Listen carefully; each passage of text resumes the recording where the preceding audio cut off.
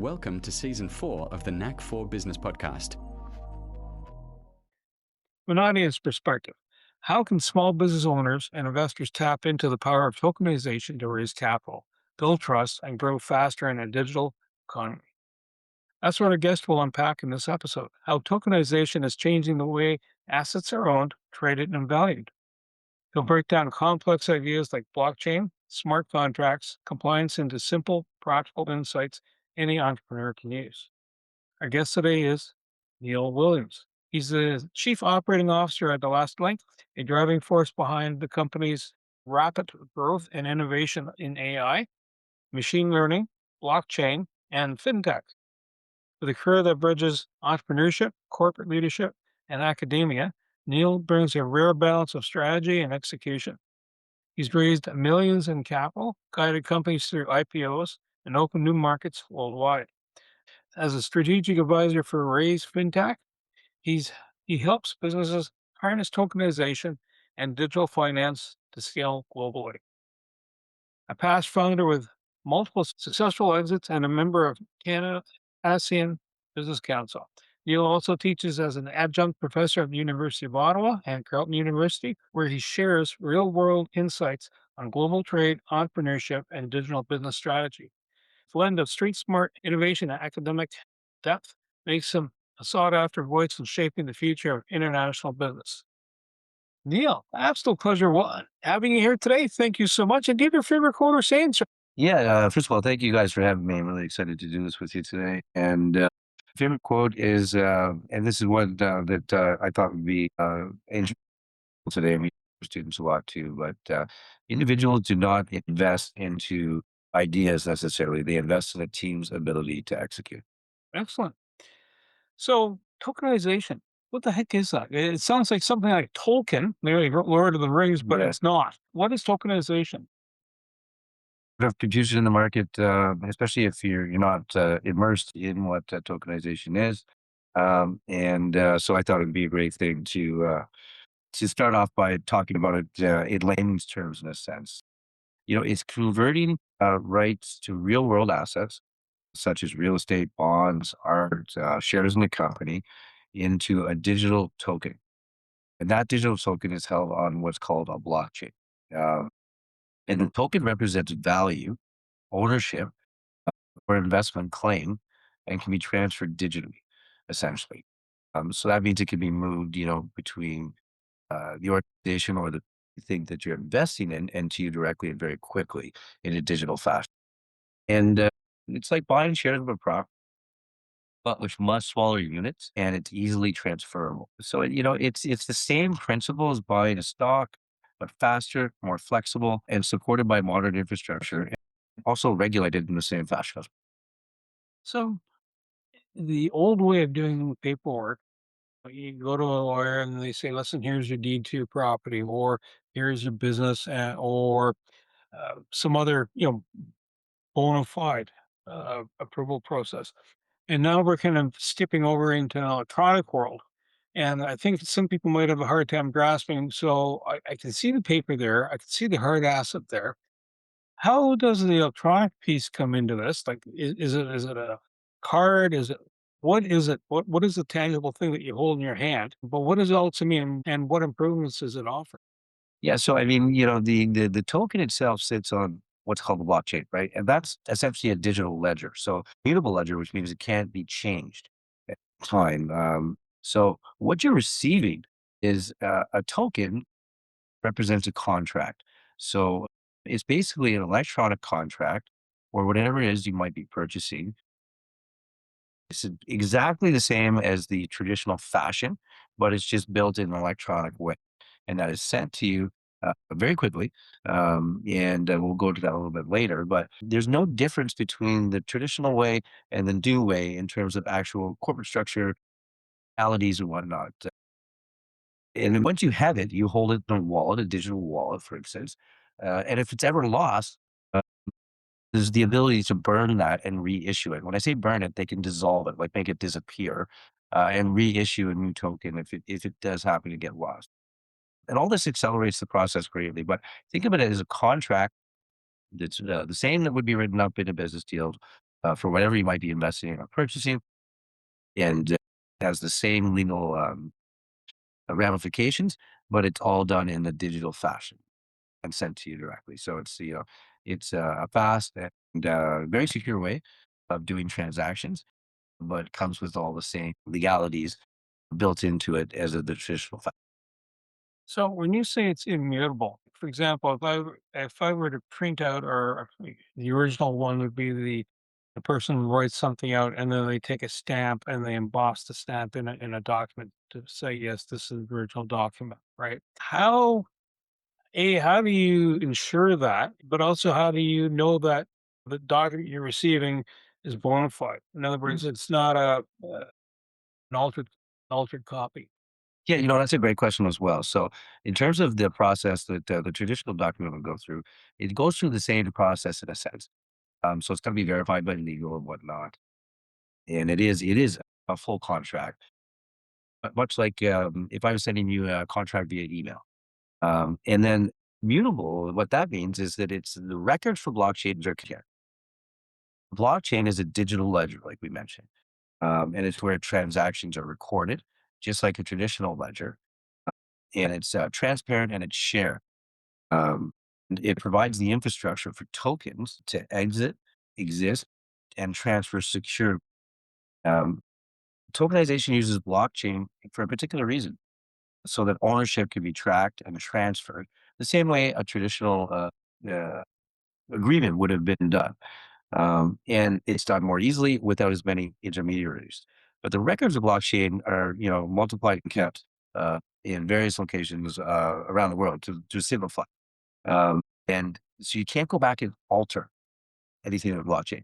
You can't, like in a ledger, you could go back and you could change, and edit a ledger.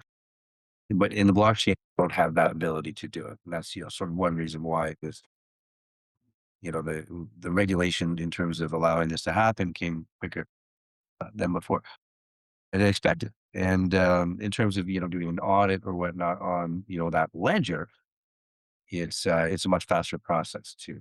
So that's sort of a high level there, but I think, we'll go a little deeper as we go through this conversation. Does that answer your question? Yeah. So, do you have any examples of real businesses that are using tokenization right now? When you think about it, there is, like, there's, in terms of asset classes and whatnot that are using tokenization, there's quite a few. So real estate one is quite large. Funds, investment funds is another sector that's fastly growing into this ecosystem. And then you have things like non-tangible objects, right? So something that is like investing into a company. This is widely adopted already. And then you have tangible objects as well. So it could be, when we say real estate, to go a little deeper on that one, it could be a building, for instance, where you're getting fractional ownership, you're investing into that building, and it opens up to, a much broader market. And also, I think we'll talk about that a bit more too as we go. So it's a lot of automation involved here, which allows these processes to go much faster in that way. Securities and real world assets, and there's secondary markets for this too. Someone says, "Hi, here's my token." How do I read that token? Because at one point in time, someone says, "I've got a token. This is my bona fide." And if the old way would be, you look at the paper, you read it, or you give it to your lawyer, and they read it, Mhm. right, to sort through it. What's the difference between doing paper and, what you can visually read, and a token's given to that person? How do you do that next step physically? Yeah. Okay. So like, well, say for everybody is, I'll back that up a little bit too, and then just to give a greater understanding here in simple terms. So, you know, uh, tokenization in regulated markets, which is what we're addressing here today, is more about capital formation, liquidity, asset management, and it's not purely trading or speculation in any way. And it helps reposition the topic of a business infrastructure and how these transactions are done, rather than sort of a hype that you might hear on the other side of this market. So traditionally you have that heavy paperwork side. You have long legal compliance cycles, and you have manual transfers, and you've got a lot of intermediaries. And when you have that many intermediaries, you're definitely driving the cost up of these types of transactions. and slowing down the transaction itself for you to receive that particular contract. And again, it's a smart contract. You need to think about it that way. So what that smart contract really means is it's just not paper; it's digital and secure and recorded on the blockchain, like we said, and that is the ledger. Uh, you know, typical deals might take weeks or months. Due diligence, investor accreditation, asset transfers, settlement. The costs increase, like we said. So there's many layers of service providers in a traditional fashion. It's sort of an opaque workflow.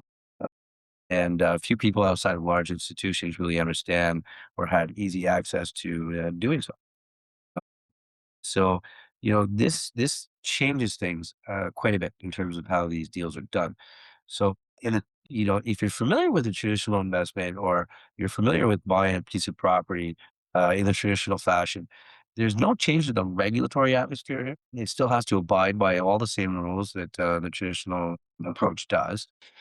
But what happens here is you're able to accelerate the process quite a bit.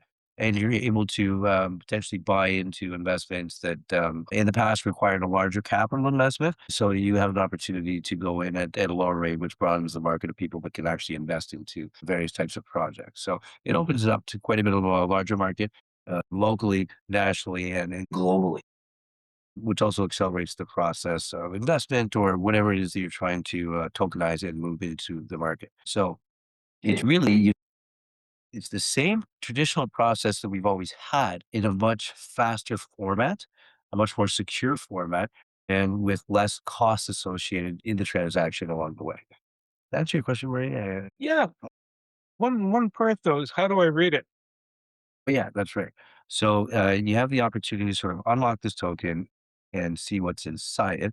So inside that token is a contract, and it is developed in the same way a traditional contract was.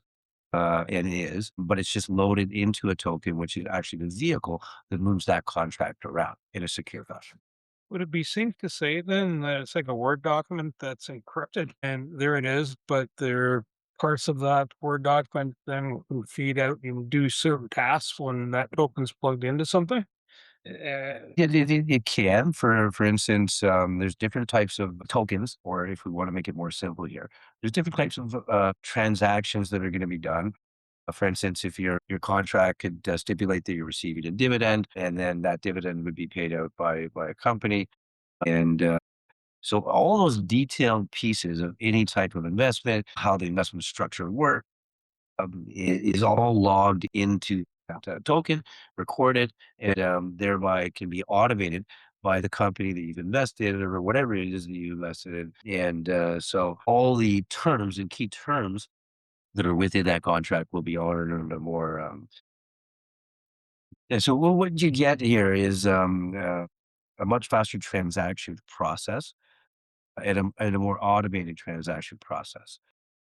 So again, it has to follow all the same legalities. But for instance, if you had invested in my company, you're entitled to a dividend, that would be automated and easily transferred over to your accounts based contract and the terms of the contract, which is within that smart token. Excellent. Are you finding then that larger firms, BlackRock, JP Morgan, this is something that they're swinging into as opposed to, oh, hi, here's some paperwork and, you know, uh, two filing cabinets later, you're off to the races? Totally. There's many big players in this market and are coming through, and the couple that you mentioned there were some of the early BlackRock capital in terms of investing and starting to utilize this technology heavily. So they really see the value in digitizing assets and reducing the settlement risks along with that, lowering costs, and being able to expand investor access across the board. Yeah. Forecasts have shown exponential growth. Like in this market, it's incredible. And one report estimates tokenized real world assets will hit about 30 trillion by 2030. And even at that, that's a stat that is probably 4 or 5 months old now. I you know probably guess that it's actually surpassed that number now in terms of the forecast. So it's becoming more adopted, and there's a lot of people that want to be first movers in this market.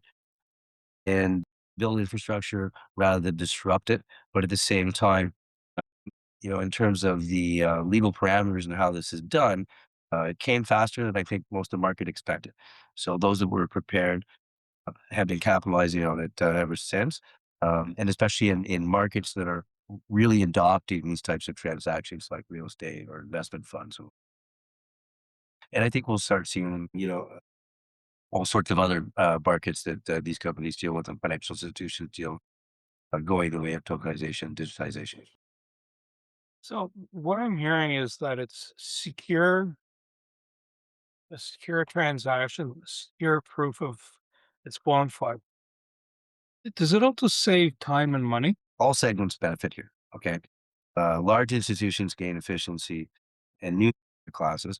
Mid-tier funds get access to better infrastructure, and smaller enterprises, even real investors, can participate through fractional ownership. When fractional ownership just means you're buying a smaller portion of whatever it is that you're trying to buy. Whether it's a real world asset, such as a piece of real estate, or if it's an investment in a company. So the business model is shifting dramatically, and it's not just about large players dominating and infrastructure. It's becoming scalable and accessible, which leads into sort of a democratization of these transactions are done and who can access them. So it's really opening up a lot of markets and allowing businesses to capitalize on those markets that they may not have been able to before. So you're lowering costs, you're expanding investor access, and at the same time, you're putting different products on the market too that potentially weren't available to invest in before, and especially in a traditional manner. But again, all with the same sort of regulatory pieces involved in terms of how these transactions are done or what needs to be done in terms of terms and agreements. So smart contracts and the enforcement of contracts. How does it do that automatically? It almost sounds like there's a bot sitting around the corner going, "Ah, you shouldn't. You gone left." It's almost like the lane assist driving with a car. It says, "Hey, the little vibration, get back in the middle of the road." How does that work with the tokenization? Yeah, so I mean, from a high level again too, because I really want the listeners to understand, you know, you know how this all works, because it is something that it can seem complex, but when you really look into it, there's a lot of complexities, but it can be definitely understood in an easier fashion. You know, let's talk about a little bit about regulated days of crypto, and then we'll lead into how tokenization operates in highly regulated markets. Because I think these two pieces are really akin to each other. So in the early crypto sort of era, you had a lot of speculation to what would happen. You had lack of regulation quite a bit, and you have a lot of fraud risks. And they weren't even really working in these particular markets that you have access to now with major financial institutions. So today's tokenization platforms in regulated markets include full plans, like we've been saying, right? Investor protection, oversight, all the key components that you would get in a traditional investment. And so this is not the Wild West anymore of what crypto used to look. This is infrastructure for regulated finance. Major financial institutions across the board adopting these technologies. And so, the next thing would be, as you said, Bernie, how does this operate? And how does this work within a highly regulated environment, for instance, under the same rigorous standards that, are enforced by the SEC? For tokenization platforms themselves are aligning with security laws. They have KYC, AML, rules for investor accreditation and requirements that were always traditionally in place. Those continue forward. They're just done in a fashion now that's a much faster way to accredit and bring the investors on board into that atmosphere, but they still have to go through the regulatory hurdles. So, when you think of regulations like U.S. Securities and Exchange Commission, they're increasingly addressing digital assets, looking at these frameworks and making sure the token issuance, which you get is your smart contract, abides by addressing the existing financial rules that are already in place. So again, it's really just optimizing these transactions and doing them doing them in a fashion that benefits everybody at the end of the day. You're reducing costs, it's much faster. It opens up the market to all sorts of different people that may not have been able to invest before. It also raises capital for these companies and um, whatever is being sold at a much higher rate. So, it's really accelerating the economy if you think about it that way. It's accelerating investor access and it's accelerating the ability to access investors. Um, and so, if you just think about that on a grand scale, if this can really succeed the way it is, and it's going to, uh, you're going to have an economy that's more balanced. You're going to have a global economy that's more balanced. You're going to have individuals that have access to things that they would never. You're going to have lowering of costs, and you're going to have the acceleration of companies participating in the market. So, all very positive things, but then also all done in a regulated fashion. And so, again, it is a market when you think about it that is not in a certain way. It is just it is making that market much more efficient in terms of how it operates, I would say. So a couple things come to mind. What I'm thinking of is if let's say I'm in Europe and I want to buy a property here in Canada, or the opposite way around. Does the location matter? One, and I know that the compliance is part of part of the process. I can't get if I were a lawyer and a lawyer in the province of Ontario, I can't give you legal advice for the U.S. or Europe elsewhere. I can only do it in here. But is it as easy as that? And if that is so, how do I know that that token that I'm dealing with is legitimate? So if I'm from overseas and I'm talking, let's say, to a common acquaintance we know, Fred, who does real estate investing here, how do I know Fred's bona fide? How do you cinch that last mile? Because I'm assuming this is to build that trust so that doesn't matter where you point it. It's yes, it's check mark good. Yeah, well, that's an excellent question too, because that's a key concern for a lot of people looking at this market and trying to understand it. In my previous answer, I was talking a little bit about KYC and AML. So before I dive into the answer to your question directly, Maria, I wanted just to say, what KYC and AML is, for instance, and that verifies who is investing. Okay, and it prevents money laundering, fraud, and it's an accreditation to investors to meet the minimum standards, uh, protects less experienced investors. And so, what we have here is smart contracts, regulation, which helps automate these processes and embed them into the issuance and transfers, reducing the risk all over for everybody involved in that transaction. Um, and again, this process existed before, but it would take much longer to conduct without tokenization first. And so this, at the end of the day, builds trust for all participants, the issuers, the investors, and the regulators. Um, and smart contracts at the end of the day is a key part of this ecosystem. And so, how do they work, and how do they enforce that trust? And what's going on a global sort of scale as well? So, highly regulated markets and jurisdictions are areas of protocols and whatnot that still need to be upheld. So yes, I mean, if you're investing into a piece of real estate and using the token system to acquire that real estate, or you're investing in a real estate fund, for instance, like a REIT that holds a lot of properties, you still have to follow the regulations of that nation and that highly regulated area and the transaction process that would happen between two nations. So really, if you're buying into another nation, it's still going to be a regulated jurisdiction, for instance, it may be, and you still have to follow that protocol. So smart contracts at the end of the day is protocols on blockchain that execute predefined conditions, right? So payment triggers, dividends, like you said earlier, ownership transfers, and again, they reduce the need for intermediaries. They automate the compliance part. So you won't be to affect that transaction unless you meet the compliance standards. Like we said, KYC, AML, and what.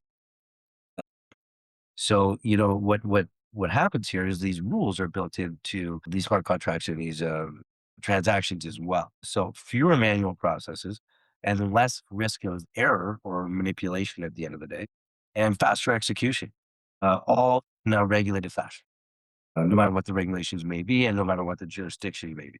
So, it's easier operations, lower overhead for businesses, but what the idea here too is that it's still compliant, it's still secure, highly secure. Uh, and a lot of these types of transactions, now you're seeing some of these major financial institutions being quite involved. So you could use a trusted financial institution, and we'll see many more coming on board to execute these types of transactions as well. In which may, at the end of the day, uh, make those that aren't so familiar with this market feel a little more comfortable transacting it from the get go. Perfect. So let's say I'm not investing in money, but I have a contract with somebody. Apply me 10 widgets a month. It's part of my supply chain, et cetera. Although you have AMC and KYC to help, for investing, is there some sort of regulatory body? Is there some sort of someone shows up, hi, here's a token. How do you know that in that instance it's good to go? Is it a process where you'd shop like anything else to say I needed something from China from a company, and then okay, here's our token, and you take it here. Do you have your lawyer look it over as you would with any contract? Who provides that oversight to make sure everything is the way it should be? Compliance issues too, but also at the same time you're happy with the contract you're about to engage in. Yeah, that's an excellent question as well, because people are always concerned when you're explaining this market to somebody for the first time, and it could be very spectacle in terms of is it actually compliant? I know what's rather my piece of paper at the end of the day. And what you need to do when you're thinking about this is, if you're an investor or you want to get into, starting to transact using these systems, you need to understand, the asset. What are the regulatory implications? You need to find a compliant platform or somebody that has a good partner or reputation, has proven track record, like we said before. For instance, JP Morgan or BlackRock Capital are in the game, and there's many more as well. So that might make you feel a little bit more comfortable too. And you can ask about the regulatory, right? Investment projections, liquidity, and I would say so start small, or fractional sort of investments to get to understand it really for yourself, and then stay informed. All industry reports, regulatory updates, at these types of things, which is very easily accessible now because this market is growing and accelerating tremendous. We'll talk more about this, but it is going to be essentially, many believe, the future of finance, um, and the new standard for asset classes. It is an area that's not going away. Put it that way. It's like you remember when you first got a debit card, for instance. I can remember my grandparents being, extremely skeptical about a debit card and a bank machine until they, used it a few times, and they're being offered by an institution that they know and have dealt with. So, that's sort of akin to what we're doing here. Um, a little bit different in terms of what tokenization is, but in the grand scheme of things, it's a new product that's coming and is going to be widely adopted. So if I'm going to the grandma and grandpa model, I know that, I need a bank card. That means, any card won't do. I go to my bank and, because it's associated to the accounts that are mine. Mhm. Who do you go to get a token then? Say Bernie wants to start a contract with somebody and I need to create a token. What do I do next? Like literally, what is my next step? Do I pick up a phone and go, so Neil? And that's a great question too. So, there's a lot of organizations out there. You mentioned Raze Fintech, which I work with as an advisor. So you need to understand if what you're trying to do is something that is should be tokenized.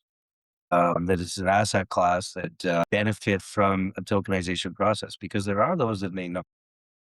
And from there, what are my options? So, a company with a good reputation, such as Raze Fintech, a really good team that has had a lot of success issuing tokens, and they have all the uh, pieces under one roof, such as compliance, regulation, issuing, and everything that's involved in that ecosystem to transact would be something that you'd be looking at first. And so, if you were, for instance, if you're saying, I'm going to sell shares in Vermi Inc., that's a business that would really benefit raising capital through a system like this. And it opens up to a broader market. You can do it a lot faster. And also, a lot of these processes are automated. So the investor, you know, ends up with we'll call it in the traditional model, you would end up with a share certificate. Here you end up with a smart contract which represents that share certificate. In a traditional model, it might take months to close and for you to end up with that physical share certificate. In with this model, it could be done in a matter of hours, no matter where you are in them. As long as you meet the compliance standards to be an investor and meet the compliance standards to sell securities. So with the bank card, I know the bank makes a percentage of each transaction, depending on your account, yeah, and so forth, even overdraft. How does tokenization generate money for the person who creates the token or is the source? It may be something that I'm looking for to have people invest in Bernie Inc. Do I talk to my bank and they make a percentage off each transaction or raise in this case? Yeah, I mean, there's different models for different asset classes. So depending on what your asset class is, there might be different fees associated with that. There may be consulting fees to set that organization up in a fashion that it's ready to transact in tokens and traditional matters as well. So you don't have to pick one. You can still operate in a traditional manner and also in the newer manner. Typically, right off the bat, there's probably a fee for creating each token. So there'd be a tokenization engine that does there may be consulting fees up front. And then there's the distribution of dividends and the movement of those tokens, right? So if you have a share, for instance, it's a token, you might want to sell that share when it's applicable. So it has to actually be transferred and moved. So there's different models, uh, and then some of them are similar to the traditional fashion in terms of monetization and how these transactions make a profit for the companies managing them, but typically the costs are significantly so if you're a financial asset class or an asset class that would benefit from tokenization, you're typically saving a significant amount of money than doing it the traditional way to offer to the market. Uh, and that benefits the investors as well. So, it's you you don't need any intermediaries. You can automate the compliance and the distribution, like I said, fewer manual processes. And depending on what it is that you're bringing to market, there'll probably be different fees associated with uh, that particular asset class and how it's brought. That answer your question. It does. We're talking about what's happening now. How do you see this rolling out in the next 5 to 10? Is this going to be so prevalent that the paper and the applying the seal to the paper is going to be something that's in the archives of I think the 1300s? If you had scribes doing this stuff, as opposed to boom, here's a token, and where it's a simple contract between two parties and just doing the compliance for the contract. What do you foresee in the 5 to 10 years coming up? It's really revolutionizing the market. And, we've always talked about in the past global markets, right? Especially with the advent of the internet, email, communications, global communications and speed, it did sort of open up the global economy, so to speak. But this will take it to the next level. So you'll have faster settlement, real time or same day settlements.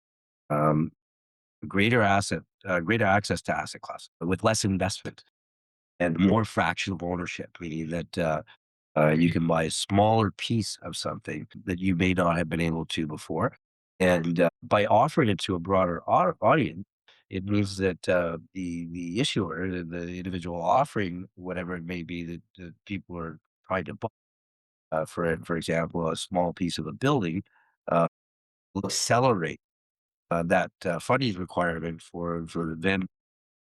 Yeah, and also, as we said, allow access to investments that traditionally you might have to be wealthy to invest into, or wouldn't have access to it unless you had a certain amount of capital. And then so again, you've got a global investor base here that will run 24/7. So you have markets running all the time, you have more transparency. And when it comes to the traditional intermediaries, for instance, they're going to either have to evolve or reduce, or they're going to create new services to help facilitate this market. So, we've seen that, we've seen it coming, and we've seen a lot of adaptation, especially since the regulatory framework really came in and people are starting to trust these transactions. So, at the end of the day, businesses will probably end up treating a tokenization as a standard part of their capital strategy. Um, so it's just adaptation, like we said, of how things are sort of traditionally done, but with lots of different features and lots of different implications on a global. Just flipping it around just slightly, what is how does it prevent a scam from happening, being perpetrated? Or do you see, are there any way for this type of approach to be spoofed? Because I'm sure as something gets built and it has good strength, someone's going to look for that weakness. I guess what I'm hunting for is what should be a flag for somebody if they're seeing something, this is sketchy. Yeah, in all markets, any market, whether financial or not, that's growing rapidly and is newly regulated, there'll always be risks. First of all, I would point to what is the regulatory framework in that particular area that you're looking to invest in or region. Um, what kind of companies are operating in that? Is it financial institutions? Is it mostly private companies? And do they have the necessary documentation to back up the assets that they're selling? Are they associated with clients pieces that you would generally expect from an asset class like that? So again, the financial rules, the regulation, understanding if these entities affiliated with a traditional financial institution or not, they don't necessarily need to be, but are they providing the correct documentation? And, in some cases, uh, if you're really interested in investing in a region that or even in a company through a company, that you're not 100% sure about, my advice right away would be to consult a lawyer to do some research, and understand, the reputation and also the compliance level of these companies, and ensure that you are not taking too much of a risk. And maybe what you can do is do a smaller investment to keep yourself in a safer position after you've done your research, and potentially use a lawyer that specializes in that field but is able to verify. Uh, I think financial institutions will get there at some point too, but they're in the game already. Financial institutions, so they're going to want to take your business anyway. So yeah, in a regulated, yeah, I would say the more on the regulation, the reputation, the market, and then what the market's been showing in terms of trustability. So, there's highly regulated markets and there's markets that are much less regulated, which exposes you to more risk. So, Neil, if someone says, "Listen, I want to understand more about tokens. I need a token. I'm about to go on this venture. I'd like to have a token set up for this." How do they reach you? First of all,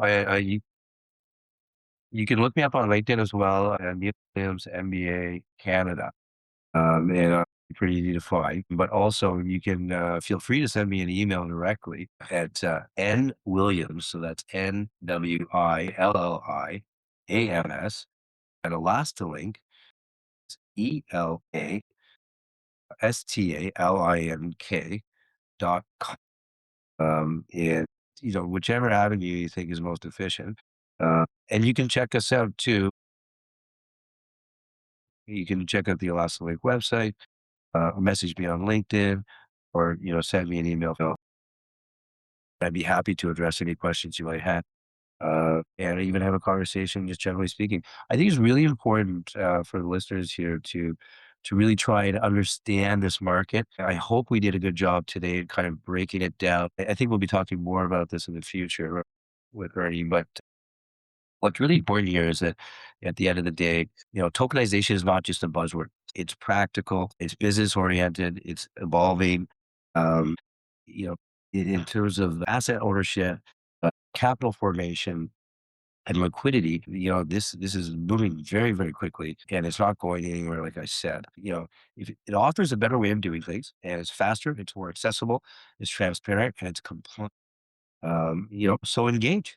Explore. Don't be left behind, because this is the next step in how financial transactions are done across the board. So, for the audience here too, as we wrap up, really at the end of the day, let's look at the key points. Okay, what is happening here is it makes a more inclusive financial system and more efficient capital markets. Like we said, we're seeing traditional barriers to entry broken, so people can get into these markets much easier. Smaller investors, new asset classes. And what it's also helping with is the challenge of deploying new business models, not just technology. This is very transformative. And for smaller businesses, entrepreneurs that are, trying to get in the market the bigger way or raise capital, this opens up a lot more opportunities, and also for the investors. Um, there's huge potential here, as we've already seen, billions already being transacted in real estate, credit, and private equity. But the other thing I really want to say, and I want to hammer this home, is that, you know, there's some misconceptions here, right? Tokenization is not unregulated. It's not a crypto gamble. It is highly regulated. And it's compliant at the enterprise grade. Um, it's not only for tech firms, it's actually a business model tool as well. And, another misconception here is that it's just hype. Yeah, and it's not. You can, I would say go online, do a little research on, the transaction levels that are happening in this market, and the key players behind it. And you'll see that, there's some of the biggest companies in the world there. So, once again, thanks everybody. And any questions, happy to answer them. Neil, I want to say thank you so much for being a guest and explaining tokenization.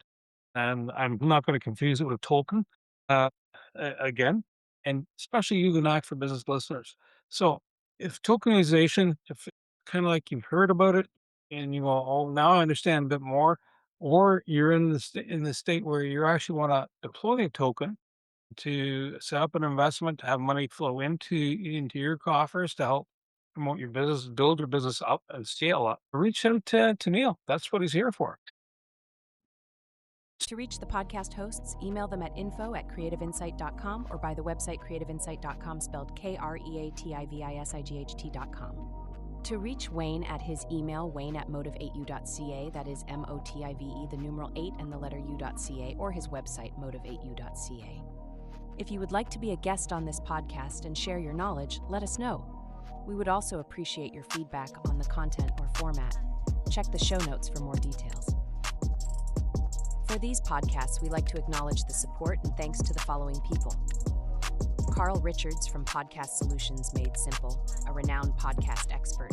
Fred Crouch, who is the Property Wizard podcaster, where Bernie is a co-host. Jovan Strika from At Hive, a co-working space that is more than just a space. Then Melanie Weber, Bernie's invaluable business partner, and Wayne Pratt from Motive8U Inc., who serves as both a coach and co-host of these podcasts. Disclaimer. Please note that the Knack for Business podcast episodes are meant solely for educational and general informational purposes. The information and opinions contained within are not intended to be professional advice on any subject matter. The thoughts, views, and opinions expressed by the participants are their own personal beliefs and do not represent the views of the podcast hosts or any affiliated organizations. It is important to note that this podcast is not a replacement for consulting with certified experts in your area who possess knowledge of your unique situation. The hosts of the podcast, along with any participants or affiliated groups, do not take responsibility for any actions taken or not taken based on the information presented in this episode. It is highly recommended that individuals seek guidance from their own personal advisors in fields such as accounting, law, or other pertinent areas prior to undertaking any actions or making decisions that may impact their financial, legal, or other aspects of life.